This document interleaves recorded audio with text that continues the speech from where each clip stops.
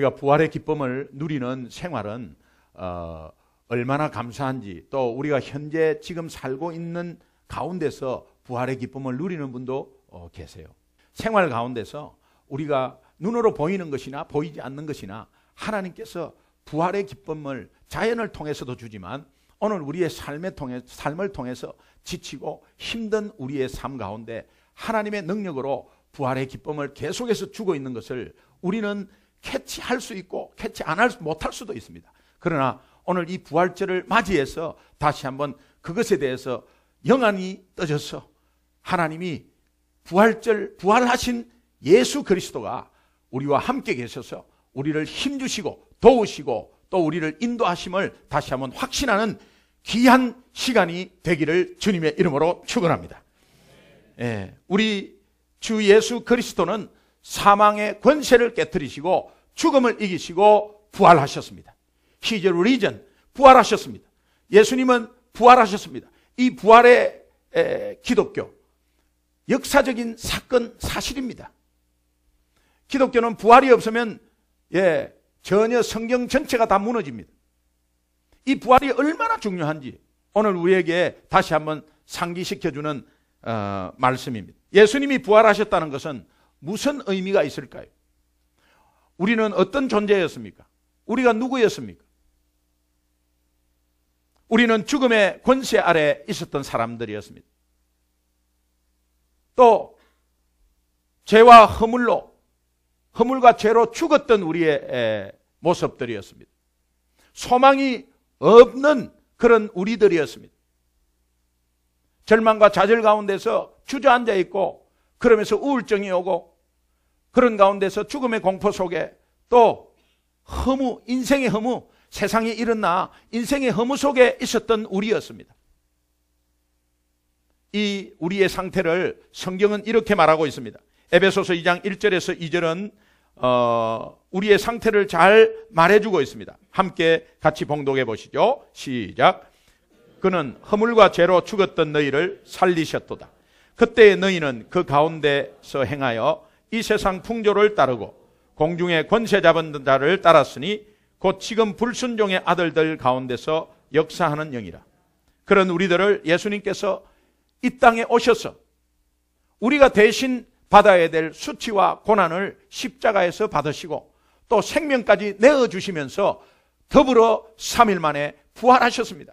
이것은 우리의 죄를 사하시고 우리를 영원한 생명으로 이끄신 것입니다. 사망에서 생명으로 이끄신 것입니다. 억압에서 자유로 이끄신 것입니다. 그래서 부활이 굉장히 중요합니다.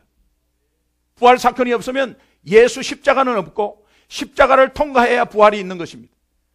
오늘 기독교가 부활이 없다는 것은 없다고 한다면 성경 전체는 거짓말입니다. 그러나 부활은 일부러 만들어서 신앙을 만드는 것이 아니라 역사적인 사실입니다. 역사적인 사건 가운데서 오늘 우리가 신앙으로 믿는 것이죠.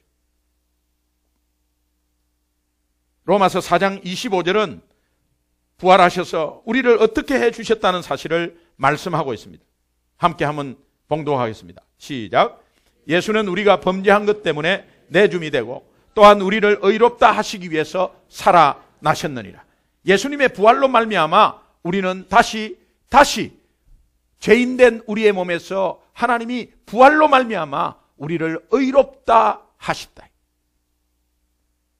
사도 바울은 칭의 교리에 의해서 이신칭이 믿음으로 말미암아 의롭다 칭함을 받았다. 이신칭의 교리.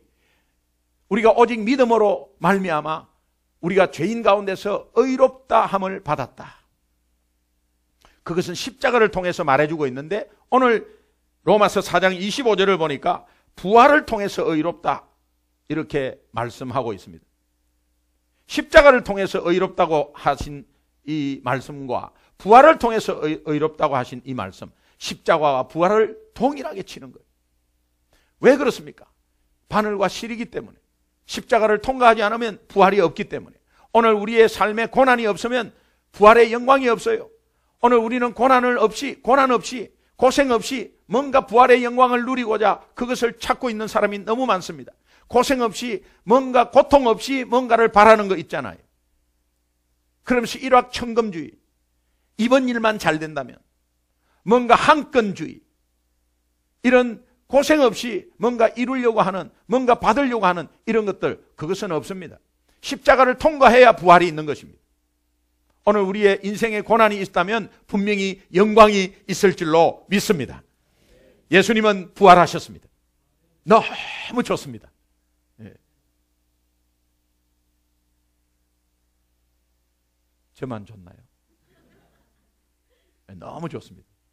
여러분, 예수님이 부활 없으면 오늘 우리 여기에 못 앉아 있어요. 제가 감히 여러분 앞에서 이 말씀을 못 전해요.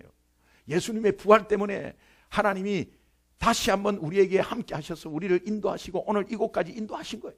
어렵다, 힘들다, 그 터널을, 깜깜한 터널이 있지만 그래도 통과할 수 있는 힘을 누가 주시느냐? 예수 그리스도, 부활하신 예수 그리스도께서 우리에게 힘을 주시는 거예요. 본문은 오늘 1절에 보면 그 후에 예수께서 디베랴 호수에서 또 제자들에게 자기를 나타내셨으니 나타내신 일이 이러하니라 하면서 쭉 설명을 합니다. 이제 그 후에라는 말이 나옵니다. 이 시기를 한번 보면 부활하신 예수님께서 예수님의 무덤에 찾아온 막달라 마리아에게 처음으로 부활을 하는 것을 보여줍니다. 막달라 마리아가 맨 처음 부활의 증인입니다. 그 다음에 그날 저녁에 두려워서 벌벌 떨고 문을 걸고 잠그고 벌벌 떨고 있는 이 제자들 가운데서 정말 예수님이 그 제자들이 있는 다락방에 그날 저녁에 다시 나타납니다. 부활하신 예수님이 나타납니다. 그리고 8일 뒤에, 8일 뒤에 다시 그때 나타났을 때는 도마가 없었기 때문에 도마가 있을 때 다시 한번 또 예수님의 부활하신 모습을 보여줍니다. 그러고 나서 이제 제자들에게는 2번 나타난 것이죠. 제자들에게는 2번 나타난 그 후에 그 말입니다. 그리고 디베랴 바다에서 예수께서 제자들에게 자기를 나타내셨다고 밝히는데 이 디베랴 바다는 갈릴리 호수입니다. 그 당시 로마 황제의 디베리우스라는 이름을 따가지고 디베랴 바다라고 했는데 이게 갈릴리 호수입니다. 거기에 갈릴리 호수에 제자들에게 나타나셨는데 이것을 성경은 14절에 이렇게 증거합니다. 이것은 예수께서 죽은 자 가운데서 살아나신 후에 3번째 제자들에게 나타나신 것이라. 본문은 부활하신 주님께서 그저 한 번 그냥 나타난 것이 아니라 이렇게 적극적으로 당신 자신을 제자들에게 보이고 있습니다. 당신 자신을 적극적으로 보이고 있습니다. 이거 무슨 의미입니까? 오늘 우리의 삶 가운데서 하나님의 살아계심, 부활하신 예수님이 우리 삶 가운데 적극적으로 나타내 보이기를 하나님은 원하신다는 거예요. 하나님의 자녀의 삶 가운데서 부활하신 예수님의 영광이 나타나고, 부활하신 예수님의 기쁨이 나타나고, 부활하신 예수님의 평강이 나타나고, 부활하신 예수님의 회복이 나타나고, 부활하신 예수님의 치유가 나타나기를 하나님은 원하신다는 거예요. 그렇게 될 줄 믿습니다. 여기서 우리가 다시 한번 상고해 봐야 될 것은 제자들이 이때 왜 갈릴리에 있었을까요? 그리고 갈릴리에서 지금 무엇을 하고 있습니까? 예루살렘에서 예수님이 십자가에 못 박힌 것을 보았습니다. 며칠 전에 있었던 사건입니다. 그리고 다락방에 숨어 있는데 부활하신 예수님께서 나타나셨습니다. 그 이후에 지금 제자들은 갈릴리로 지금 와 있습니다. 왜 갈릴리로 와 있는 것인가? 갈릴리에서 무엇을 하고 있었는가? 이것을 알아볼 필요가 있습니다. 이것이 규명되어야 예수님이 제자들에게 3번씩 나타난 이유를 알게 되는 거예요. 제자들이 이때 갈릴리에 있었던 것은 단지 예수님의 명령 때문이었습니다. 예수님의 명령은 십자가에 못 박히기 전에 전날 밤에 제자들을 발을 씻기고 또 제자들에게 최후의 만찬을 베풀면서 하신 말씀 중에 마가복음 14장 28절을 이렇게 말합니다. 예수님이 직접 말합니다. 같이 한번 읽어보시죠. 시작. 그러나 내가 살아난 후에 너희보다 먼저 갈릴리로 가리라. 예수님의 십자가 순환과 고난과 죽음을 말하고 나서 그러나 내가 살아난 후에 너희들보다 먼저 내가 갈릴리로 갈 테니 이제 너희들도 갈릴리로 오라는 거예요. 실제로 예수님이 십자가에 돌아가시고 부활하셔서 이제 다시 막달라 마리아에게 천사를 통해서 이렇게 말씀합니다. 마가복음 16장 7절의 말씀 같이 한번 읽어보겠습니다. 시작. 가서 그의 제자들과 베드로에게 이르기를 예수께서 너희보다 먼저 갈릴리로 가시나니 전에 너희에게 말씀하신 대로 너희가 거기서 배우리라 하라 하는지라. 맞아 떨어지죠? 예. 그래서 갈릴리로 왔습니다. 예수님의 명령 때문에 갈릴리로 갔지만 그들은 예수님의 부활의 의미를 모르고 있었습니다. 아직까지 부활의 의미를 모르고 있었습니다. 눈으로 직접 확인했습니다. 그럼에도 불구하고 부활의 의미를 까마득히 모르고 있었습니다. 그때까지 그들은 자신들이 갈릴리에 왔는데 이 갈릴리에서 어떻게 살아야 하며 왜 살아야 되는지조차도 몰랐습니다. 여러분, 오늘 우리가 예수 믿습니다. 부활하신 주님을 내가 나의 구원자로, 나의 삶의 주인으로 내 마음에 영접했습니다. 하나님의 자녀가 되었습니다. 그렇다면 어떻게 살아야 합니까? 아직까지 서바이벌 하기 위해서 예수 믿는 것입니까? 아니면은 예수 믿을 때 이제는 예수 믿고 있는 가운데서 문제가 있으면 기도하고 또 문제 응답받으면 감사하고 그러면서 계속 그런 모습으로 나만을 위한 신앙으로 살아가겠습니까? 오늘 예수님이 왜 우리를 불렀겠습니까? 왜 하나님의 자녀로 오늘 이 자리에 앉혀서 예배를 드리게 했습니까? 그 목적을 뚜렷이 알아야 합니다. 그래야 내가 이 땅에서 힘있게 활기차게 살아갈 이유를 알게 되는 것입니다. 여러분이 아무리 먹고 사는 문제를 목표를 정하고 가더라도 그 목표가 성취되었을 때의 그 허무함은 이루 말할 수 없습니다.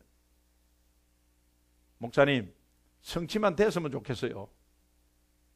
성취돼도 이거 하려고 내가 지금까지 이렇게 했나? 그러면서 몸은 망가져 있다는 거예요. 성취되었는 거는 그래도 잘 된 거예요. 그런데 먹고 살기 위해서 그렇게 애를 써도 내 손에는 주어진 것이 없었을 때 그때의 어려움은 이루 말할 수 없었을 거예요. 여러분, 오늘 주님의 부활을 통해서 저와 여러분이 이 땅에서 힘차게 살아가야 할 이유를 저는 두 가지로 한번 크게 나누어 보았습니다. 우리가 힘차게 살아갈 이유는 첫 번째로 부활하신 주님이 나와 함께 계시기 때문입니다.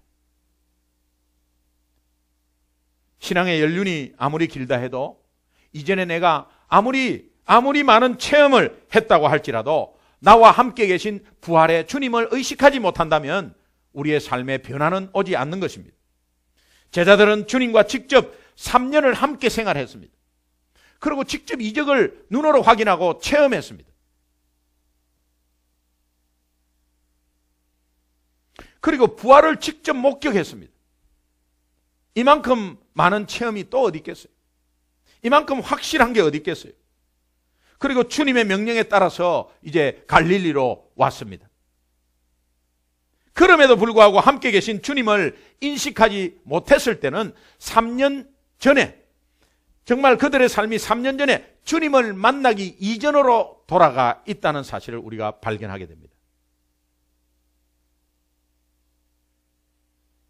예수 믿는다고 하면서도 주님과 함께 하심을 잊고 있다면, 인식하지 못하고 있다면 예수 믿기 전의 생활로 돌아가 있다는 거예요. 나는 예수 믿는다고 고백합니다. 예배를 드립니다. 매주 나와서 예배를 드립니다. 그런데 예수님이 부활하셔서 나와 함께 있다는 이것을 늘 인식하지 않으면 내 생활을 자세히 한번 보십시오. 믿지 않는 사람들과 똑같지 않습니까 혹시?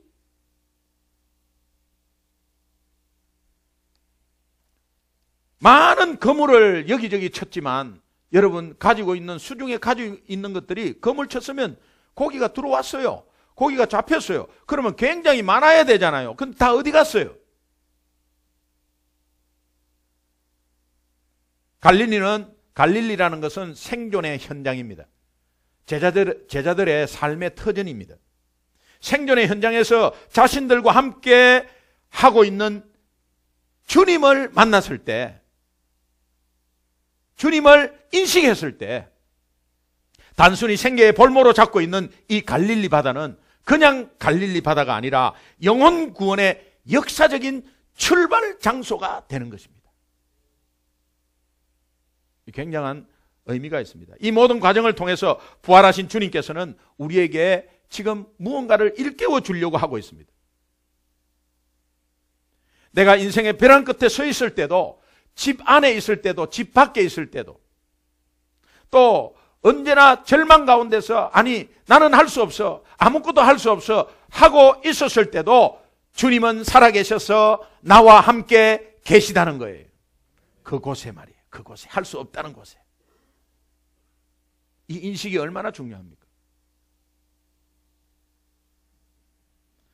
막달라 마리아는 주님께서 부활하신다는 그 사실을 전혀 몰랐습니다. 들은 바도 없었습니다. 그렇기에 그녀가 주님의 무덤을 찾았을 때 그 무덤의 의미는 절망과 탄식, 슬픔뿐이었습니다. 아무 희망이 없는 무덤이었습니다. 모든 것이 끝났구나. 그러게 그 능력에 예수님이 그냥 돌아가셨구나. 죽은 나사로를 살린 그 능력에 예수님이 그냥 돌아가셨구나. 이것으로 모든 게 끝났구나. 내가 꿈만 꾼 것 같았구나. 귀신 들린 자를 쫓아낸 그 예수님의 능력이 다 그냥 과거의 일로 다 끝났구나.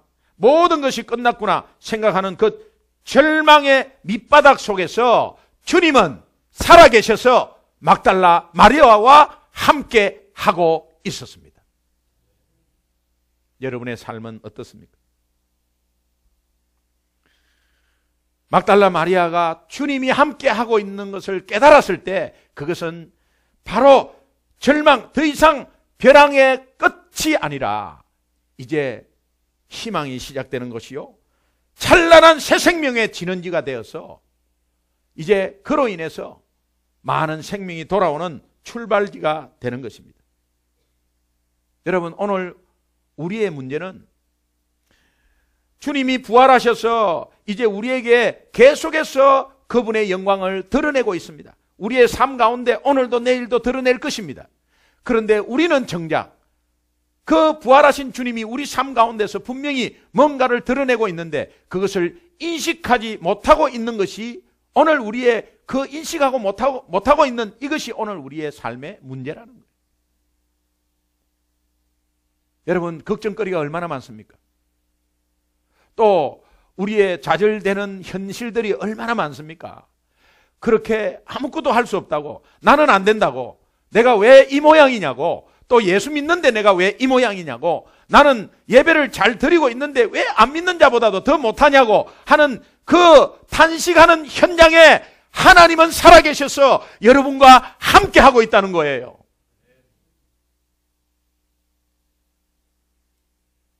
오늘 우리의 가정이 부활되기를 원합니다. 우리의 신앙이 부활되기를 원합니다. 오늘 우리의 자녀가 영적으로 부활되기를 원합니다. 우리의 사업체가, 내가 하고 있는 일이 부활되기를 원합니다. 부활의 주님을 인식할 때 저는 확신 있게 말씀드립니다. 우리는 때로는 고통과 좌절과 절망 가운데 놓여져 있을 때가 있습니다. 낙심하고 너무나 힘들 때가 있습니다. 그러나 그 가운데 내일을 바라보고 희망 가운데서 힘차게 활기 있게 살아가야 할 그 이유는 예수님이 부활하셨어. 부활하신 그 주님이 우리와 함께 있다는 이 사실 때문에 우리가 확신 있게 희망을 가지고 그분이 우리를 인도하시고 우리를 좋은 길로 인도하시고 승리케 하신다는 확신을 가지고 우리가 살아가야 하는 것입니다. 아멘. 아멘. 주님의 부활을 통해서 내가 이 땅에서 힘차게 살아가야 할 두 번째 이유입니다. 삶의 터전에서 부활하신 예수 그리스도를 증거하기 위해 이 땅을 살아가야 합니다. 여러분, 제가 여쭙겠습니다. 여러분, 이곳에 왜 살고 있어요? 여러분은 왜 캘리포니아의 남가주에 살고 있습니까? 어떻게 하다 보니까 왔습니까? 아니면은 아이 공부 때문에 왔습니까? 어떻게 한국에서 무슨 일이 있었습니까? 여기 왜 왔어요? 여기 왜 살고 계세요? 어떻게 하다 보니까 왔습니다. 과거를 묻지 마세요. 라고 하시는 분도 계실 거예요. 그러나 그 대답은 믿지 않는 자도 그렇게 대답하잖아요. 믿지 않는 자도 그렇게 대답하고 믿는 자도 그렇게 대답하면 우리가 구별된 하나님의 자녀가 아니잖아요. 그러면 다시 여쭙겠습니다. 여러분 하고 있는 일 그거 왜 하세요?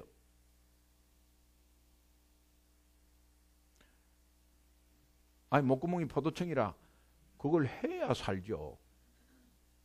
여러분 그 하고 있는 그 직업 왜 그 일을 하세요? 아니 공항에 마중 나온 사람이 그 일을 하기 때문에 나도 할 수 없이 그 일을. 이것은 안 믿는 자가 똑같이 이야기하는 것, 믿는 자도 그렇게 이야기하는 것. 물론 사실이 그렇습니다. 그러나 오늘 우리는 그렇게 이야기하면 안 되는 거예요. 여러분 소중한 교회를 왜 출석하고 계세요? 집하고 가까웠어요? 아니면은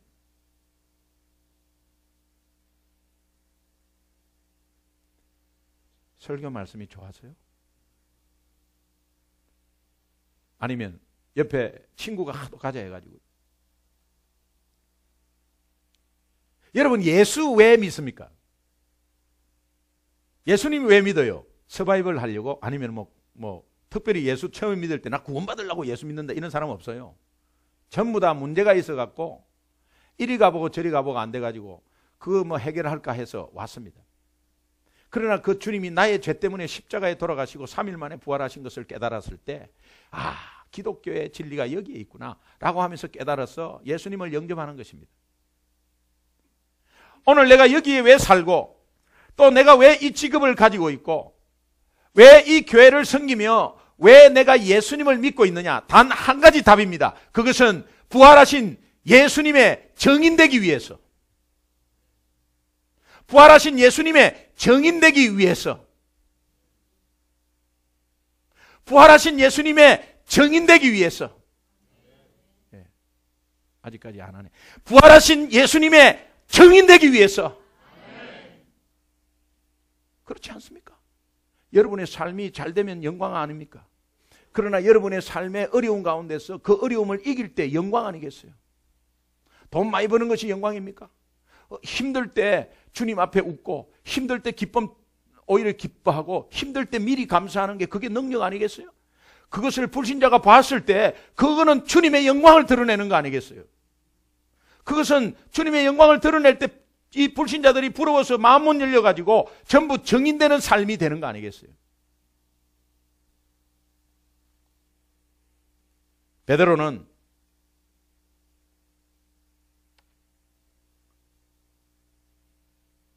이것을 그 당시는 못 깨달았습니다. 정말 부활하신 주님께서 제자들에게 갈릴리로 가라는 그 의미도 몰랐습니다. 부르신 목적이 땅끝까지 증인 삼기 위해서 불렀는데 그 부르신 목적조차도 잊어먹었습니다. 사도행전 1장 8절은 성령이 너희에게 임하시면 너희가 권능을 받고 예루살렘과 유다와 사마리아와 땅끝까지 이르러 내 증인이 되리라 하시니라. 내가 정말 하나님 자녀 삼고 그 권능을 왜 줬느냐? 그 권능 능력을 삶 속에서 문제를 이길 능력을 왜 줬느냐? 증인되기 위해서 줬다는 겁니다. 제자들에 있어서 갈릴리는 삶의 터전이요 생존의 현장이었습니다.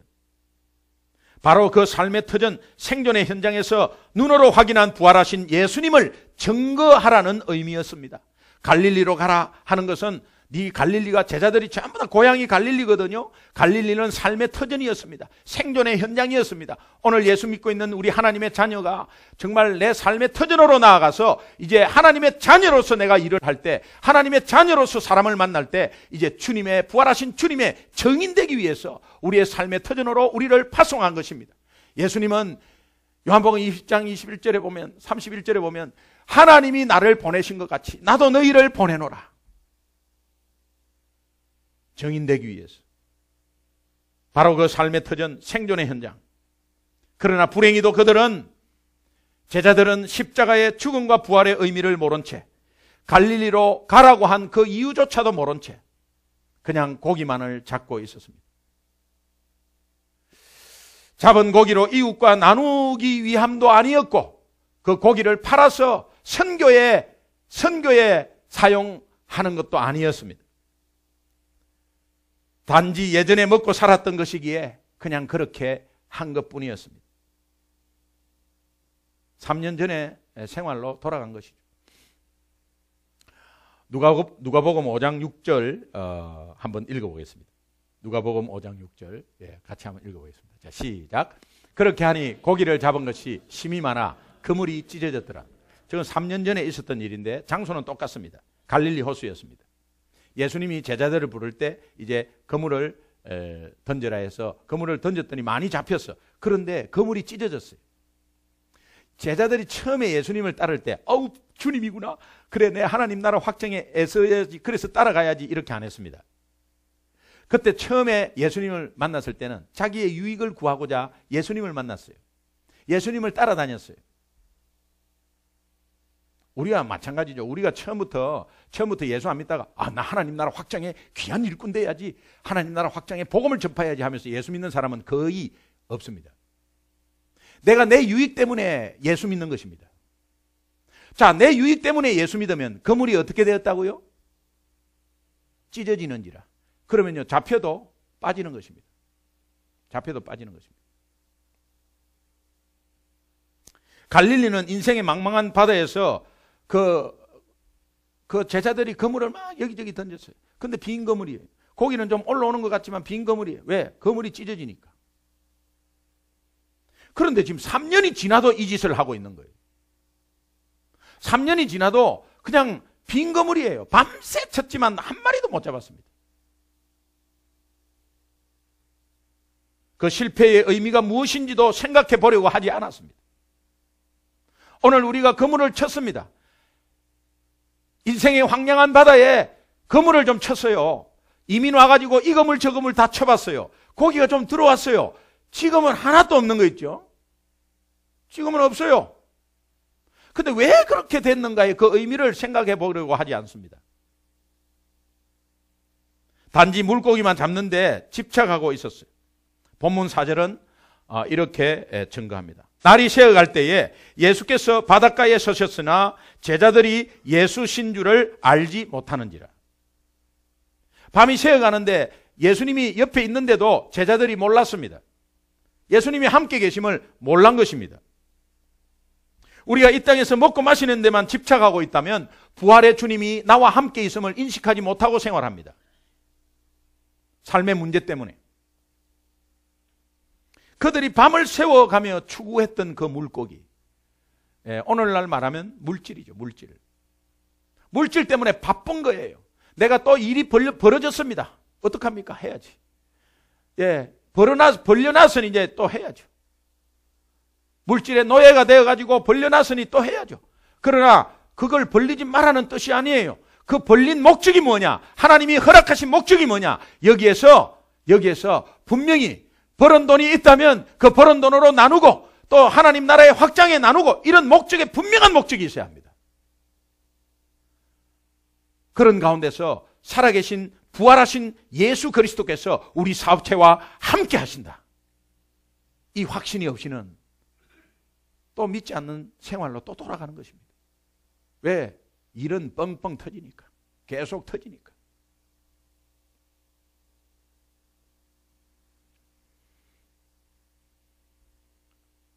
한 마리도 못 잡고 있는 그때에 제자들에게 예수님이 이렇게 말합니다. 있는 것을 모르니까 이제 또 나타내야죠. 그러니까 얘들아, 너희에게 고기가 있느냐? 이렇게 물어봅니다. 적극적으로 당신 자신을 제자들에게 또 다시 나타내는 것이죠. 얘들아, 너희에게 고기가 있느냐? 이 말은 그렇게 애쓰지 말고 나와 함께 있는 것을 깨달으면 내가 채워줄게. 엄마 아빠가 거부인데, 엄마 아빠가 권력도 있고 잘 사는데 그냥 엄마 아빠 옆에 있는지 모르고 지가 그냥 하려고 하면서 애를 쓰고 안 되는 거야. 부모가 옆에 있으면 아이고 아빠가 옆에 있다고 오면 될 낀데 그냥 애를 쓰고 지가 안 되는데도 하고 있으면서 낑낑 앓고 있어요. 그러나 든든한 부모가 내 옆에 있다면 그런 짓 안 할 거 아닙니까? 이때 제자들은 그곳에서 그들과 함께 하시는 부활하신 주님을 또다시 확인함으로써 그들이 왜 갈릴리에 있는지, 갈릴리에서 무엇을 해야 하는 것인지, 그들의 비전이 어디를 향해야 하는지를 깨달을 수 있었습니다. 오늘 부활의 주님이 나와 함께 하고 있다는 이 사실, 또 그것이 결국은 내가 삶 속에서 부활의 주님을 증거해야 된다는 이 사실을 깨달을 때 하나님께서는 여러분들의 거물을 찢어지지 않게 해 주실 줄로 믿습니다. 요한복음 21장 11절은 이렇게 말하고 있습니다. 여러분 한번 같이 한번 읽어보시죠. 시작. 시몬 베드로가 올라가서 그물을 육지에 끌어올리니 가득히 찬 물고기가 153마리라. 이같이 많으나 그물이 찢어지지 아니하였더라. 여러분이 아무리 노력해도 찢어지면 끝이에요. 밑 빠진 독에 물 붓기예요. 그러나 주님이 함께 계시고 그 주님이 함께 계신 목적, 부활하신 목적, 그것이 무엇이냐? 나를 부르신 목적이 무엇이냐? 나를 통해서 내가 조그만 사업체라도 나를 통해서 하나님 나라 확장의 귀한 역할을 감당해야지. 그렇지, 내가 하는 것이 아니지. 주님이 함께 내 사업체와 함께하고 우리 가정과 함께하고 우리 자녀와 함께하고 나와 함께하는 것이지 하면 그물이 찢어지지 아니하는지라. 이것은 비밀입니다.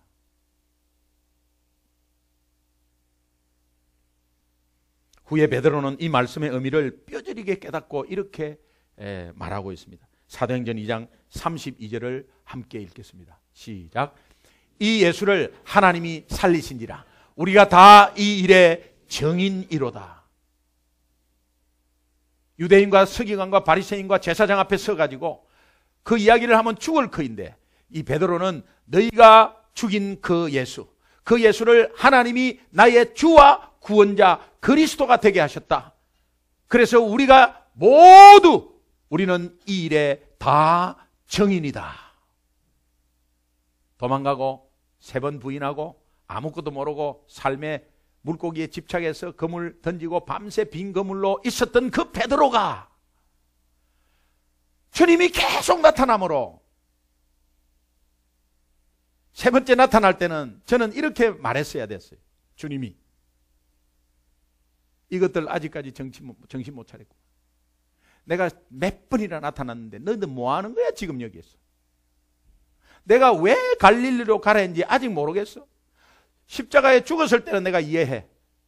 내가 잡힐 때 도망가는 거는 내가 이해해.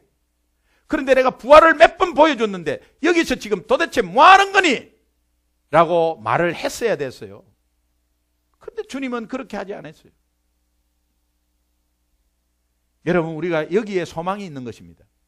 오늘 우리는 또 있고 연약한 육신 때문에 또 있고 주님이 부활하신 주님이 함께 있는 것을 깨닫지 못하고 또 내가 일하고 내가 집착해가지고 물질에 집착하고 있어요.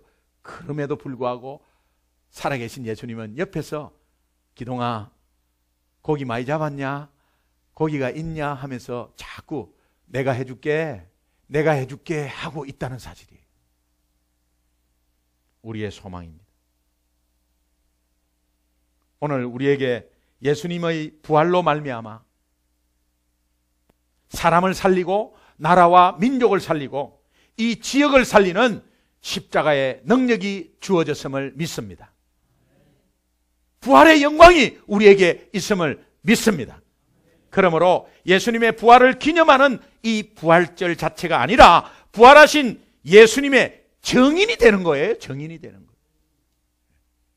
부활절을 기념하는 예배, 기념하는 이런 날이 아니라 이 부활절을 통해서 그 부활의 진정한 의미를 내 마음에 깨닫고 우리 가정이 부활되고 우리 사업이 부활되고 우리 남편과 부인이 부활되고 우리 자녀가 부활되고 그렇게 해서 이 부활의 영광이 우리 삶 온통 드러나서 그것이 정인이 되어서 믿지 않는 영혼들이, 수많은 영혼들이 우리를 통해서 돌아오는 그날을 기대해 보십시오. 하나님은 분명히 그렇게 해 주실 줄로 믿습니다. 내가 만나는 사람에게 사망 권세 이기시고 억압을 자유로 바꾸신 부활하신 예수님을 증거해 보십시오. 증거하는 그 시간이 기적의 시간이요, 증거하는 그 시간이 능력이 일어날 시간이요, 증거하는 그 시간이 고질적인 문제의 기도의 응답의 시간이 되실 것입니다. 실제 체험해 보십시오. 여러분, 오늘 우리는 누구를 만나더라도, 무엇을 하더라도, 어디를 가더라도 이제는 젓가락으로 한번 찔러봐야 합니다. 사람을 고구마로 그냥 생각하고 고구마 익었나 안 익었나 젓가락으로 한번 찔러보듯이 영적인 젓가락으로 한번 찔러봐야 됩니다. 따라합시다. 예수 믿으십니까? 왜 그렇게 합니까? 예수 이름 자체가 능력이 있기 때문에. 저 사람은 예수 믿을지 안 믿을지 몰라요. 그러나 내가 이 일을 다른 거 다 때려치우고 이것만 하라, 그런 뜻이 아닙니다. 사람을 만나고 미팅을 하고, 그러나 브레이크 타임에 아니면 커피를 마시면서 제가 궁금한 게, 김 사장님 궁금한 게 하나 있었습니다. 혹시 예수님 믿으세요? 예수님 믿으세요? 예수 믿으세요? 예수님은요, 예수, 능력의 이름 예수, 부활하신 예수, 그 이름에 힘이 있기 때문에, 능력이 있기 때문에 예수 했을 때 하나님 나라가 선포되는 것이요, 예수 했을 때 그 상대방이 믿고 안 믿고는 하나님의 주권이요, 내가 예수 내 입술로 예수 그리스도 했을 때 악한 영은 물러가는 것입니다. 이것을 체험해 보셨나요? 이것을 체험해야 하는 거예요. 안녕하세요. 어서 오세요. 무엇을 찾으십니까? 무엇을 도와드릴까요? 있습니다. 여기 이런 게 있습니다. 네, 이런 게 있습니다. 그것보다 더 좋은 거요, 여기 있습니다. 가격 제가 최대한대로 잘 해드리겠습니다. 그렇습니다. 그렇습니다. 그런데 혹시 제가 여쭤볼 게 하나 있는데, 혹시 예수님 믿으세요? 그렇습니까? 물건은 여기 있습니다. 예수 믿으십니까?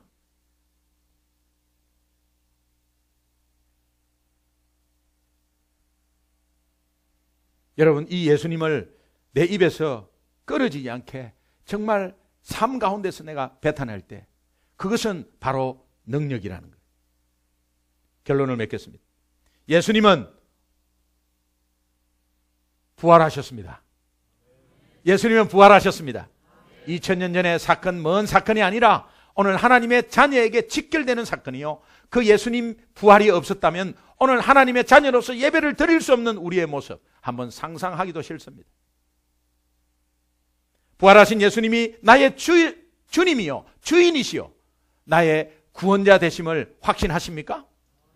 확신하십니까?